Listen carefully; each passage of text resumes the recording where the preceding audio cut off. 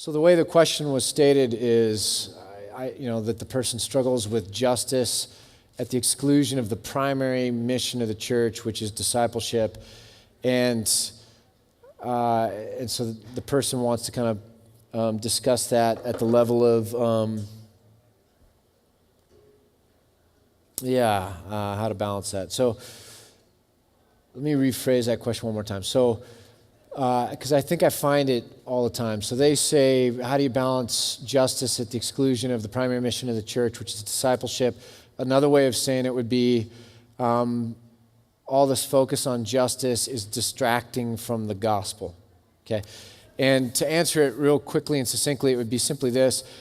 It's a bad understanding or a truncated or a anemic understanding of the gospel that would allow for that false dichotomy. Or going even further, it's a misunderstanding of justice and a mischaracterization of the gospel to allow for that false dichotomy where the two can compete with each other.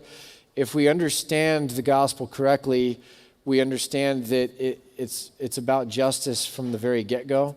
So in Isaiah 59, it says God was looking for justice, didn't find it, and so therefore his own arm worked salvation for his people, which really helps us make sense of the incarnation in the context of what we would call reconciliation justice, meaning bringing things back to the way that they ought to be.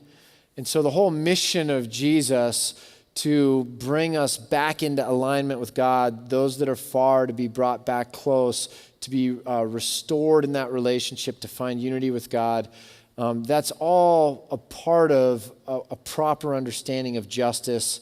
And so when you say, how come justice is now competing with the gospel? It's really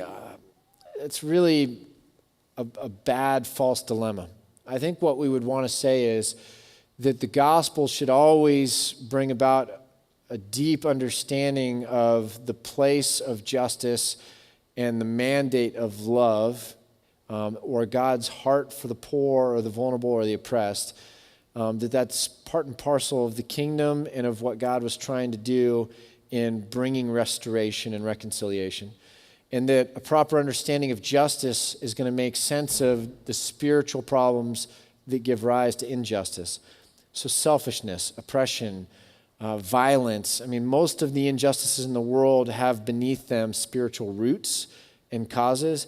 And so a proper understanding of just justice on this level is going to bring in the gospel and recognize that that's going to drive or necessarily needs to drive a lot of what we're trying to do as we work justice in this world or care about justice in this world.